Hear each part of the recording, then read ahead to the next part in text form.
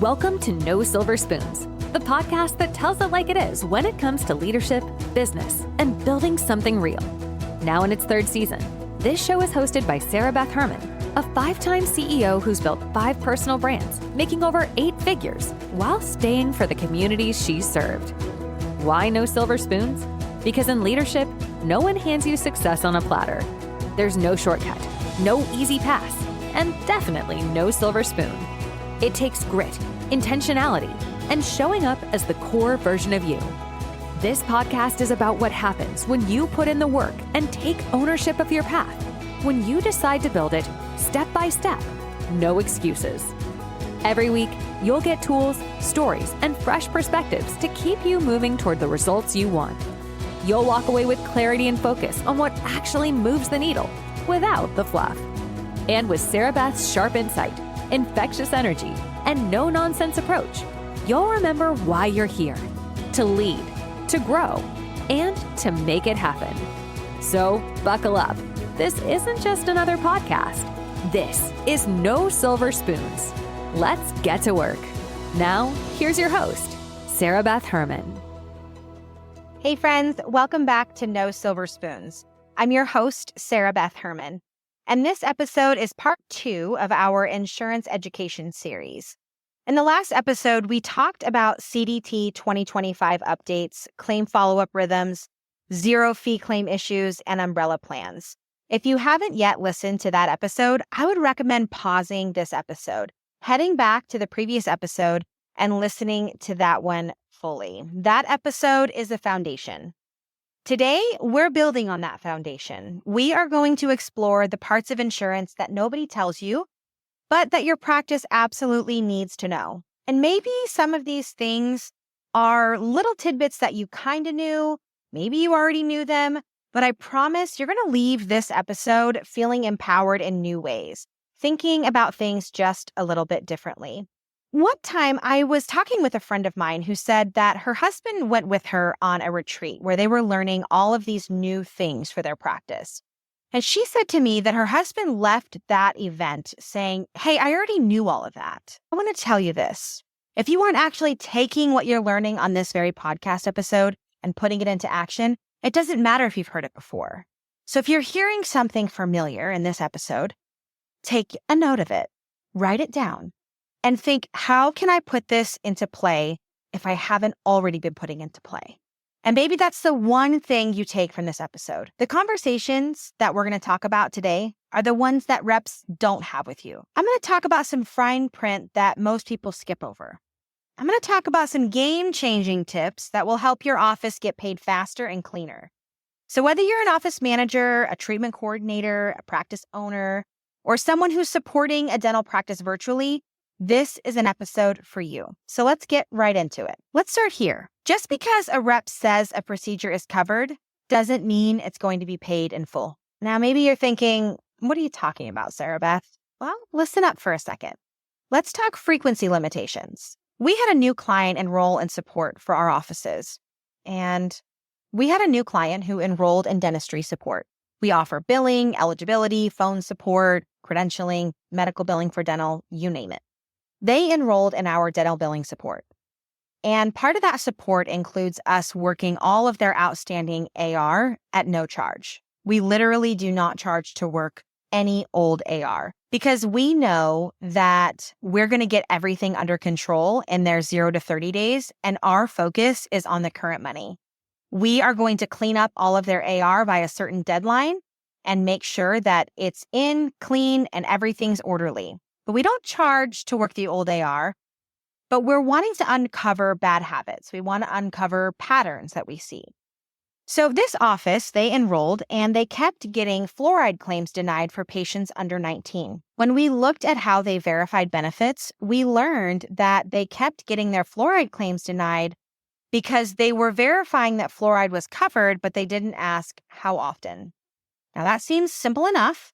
But it turns out several of these plans only allowed fluoride once per calendar year, and the practice had been providing it every 6 months.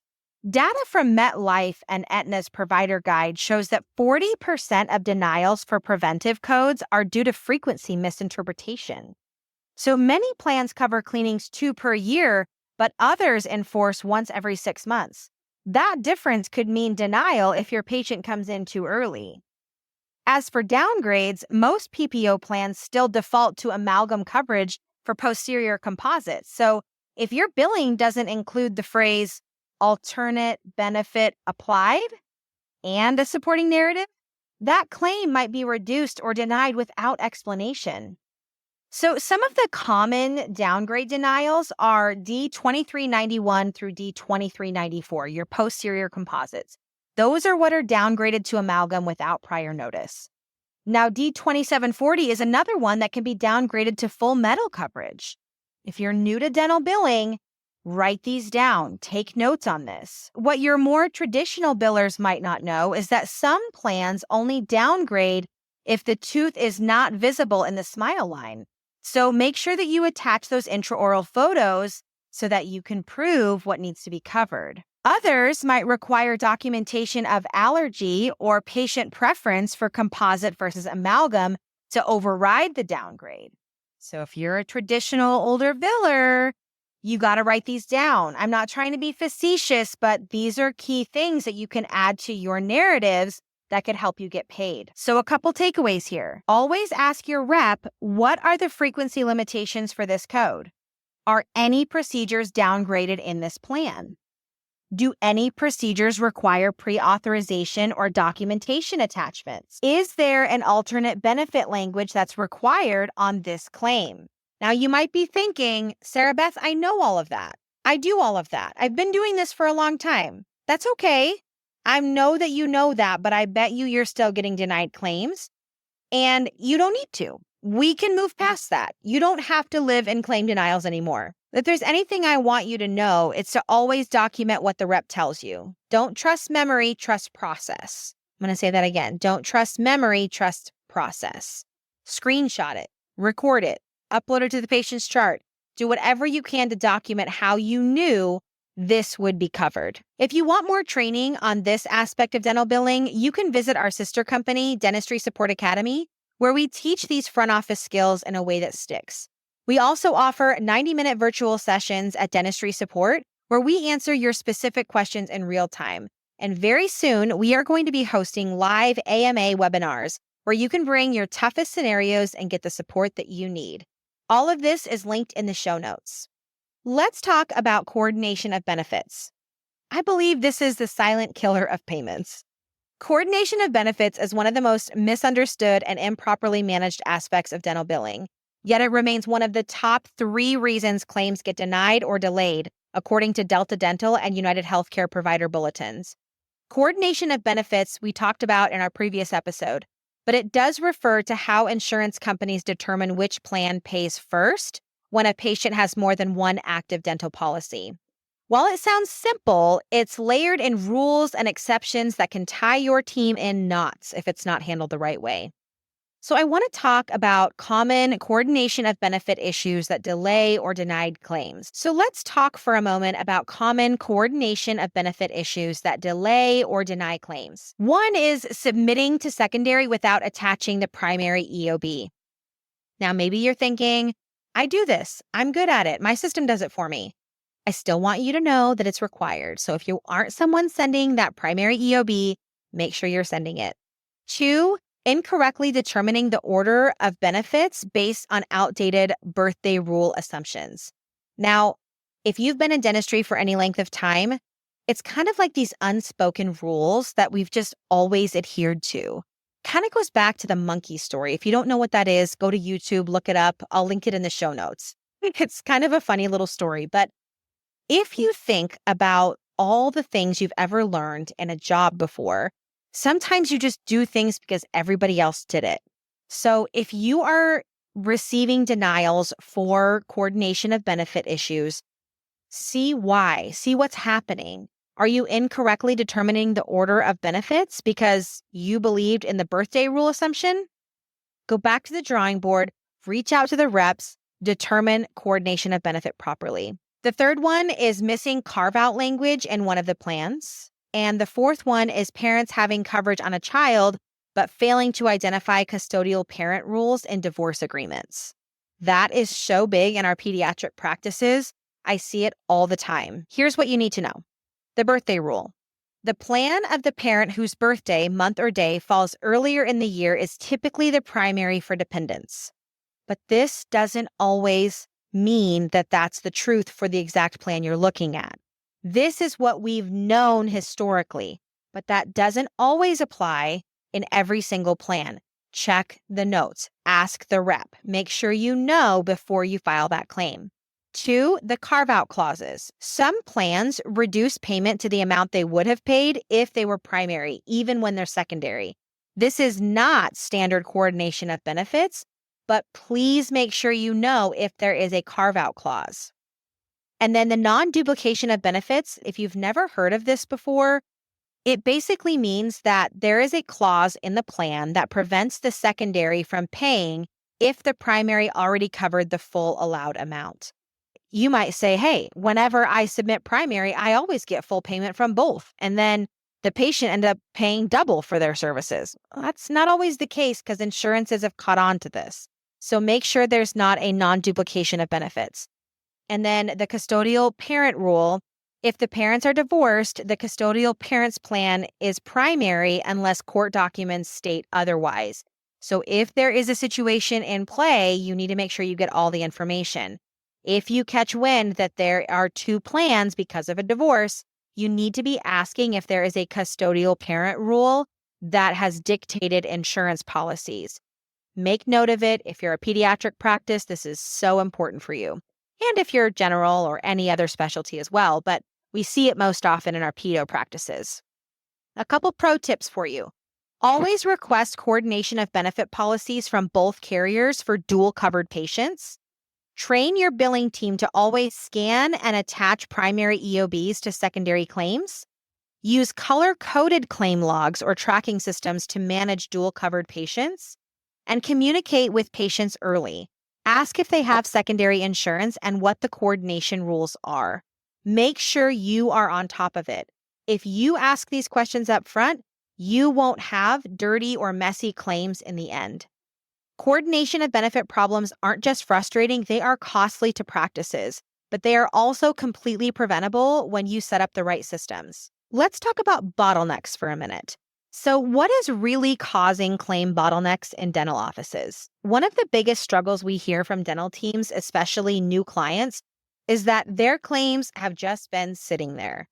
So what we learned is that the issue is rarely just one mistake. It's usually a pattern of small errors that go unchecked. So like I said earlier in this episode, we are always watching for patterns or habits that have continued on in a practice so that we can easily attack any outdated AR or old claims that are just sitting there. So here are our top causes of claim bottlenecks. Missing clinical attachments, so your x-rays, perio charting, narratives, using the wrong CDT code revision year, submitting with outdated insurance information, not attaching provider credentials like the NPI or the license number when it's required, and not following up with payers at consistent interval. So we believe in following up with payers every 10 days as a minimum. And so this sets us up for success because we can make sure that we're checking on claims and we're getting the results of that claim as early as possible to get it paid as soon as possible. According to Delta Dental's 2025 Claims Review Guide, over 35% of dental claims are denied due to missing or incorrect attachments. And here's what's more important, having trusted people in place who know what to look for. Your billers are not just pushing buttons, they're analysts, they're investigators, they're patient advocates. When we support a dental practice at Dentistry Support, we train our team to look 3 steps ahead because we know what a small unchecked claim error can snowball into. So what you can do is to have a claim checklist that includes x-rays, narratives, charting, current CDT codes, EOBs if they're secondary. Assign one team member to review the sent but not processed claims every week. That way you know you've checked all your boxes. Educate the clinical team to note key language in their charting that supports claim narratives. And regularly review your rejections and categorize by issue to see where patterns are forming. We want to help work through your office's bottlenecks, but you've got to be willing to take the first step. We do offer strategy sessions designed to walk through your office cleanup and reorganization, plus custom training at Dentistry Support Academy. Don't just patch the issues, fix the problems. More details are in the show notes, so check there. Our final section in today's episode is all about understanding non-covered services and fee capping. This is a policy issue that most practices overlook. Some insurance plans try to limit what you can charge a patient even for procedures that they don't cover. But in many states, legislation is changing. The Dental and Optometric Care Access Act is pushing back against insurance plans dictating fees for non-covered services. If passed nationwide, this would allow providers to charge their full fee when insurance isn't contributing. No more forced discounts. Your takeaway? Know your state's stance on non-covered service clauses. Review your PPO contracts to understand fee limitations. And educate your patients early about what insurances won't cover. If you want to learn more on how to train your team to talk confidently about fees and benefits, Dentistry Support Academy offers entire tracks on financial conversations and patient benefit education. Let's bring this all home. Let's go to your That's Good moment of this episode. A few things to note if you haven't already been taking notes today. Just because a procedure is covered doesn't mean it's payable without limits. Coordination of benefits mistakes are avoidable with a solid system. Having the right people in place and giving them the right training saves time and prevents errors. It's an investment in your practice. Know your rights when it comes to non-covered services. You don't need to be an insurance expert overnight, but you do need to start asking better questions and building smarter systems. And remember, if this feels overwhelming, you're not alone. Every dental practice in the United States deals with it. If your office can use some help, I've mentioned several resources throughout this episode, but I also personally mentor and coach teams through all of this. Let's schedule a call and map out your biggest insurance struggles and create a better plan. All of my links are in the show notes, including how to work with me, my digital trainings, and done-for-you insurance support. Thank you for being here, and I'll catch you on the next episode of No Silver Spoons. Thanks for joining us in another episode of No Silver Spoons, powered by Dentistry Support. Remember, success doesn't come with shortcuts, and leadership doesn't come with a silver spoon. It's built on hard work, intentional action, and the decision you make every day to keep moving forward. If you're ready to connect or join the conversation, text us using the link in the show notes or visit sarahbethherman.com for more. And while you're there, don't miss our digital library, packed with tools to help you keep growing and leading with purpose. Keep showing up, keep doing the work, and know this, you've got everything it takes. We'll see you next time on No Silver Spoons.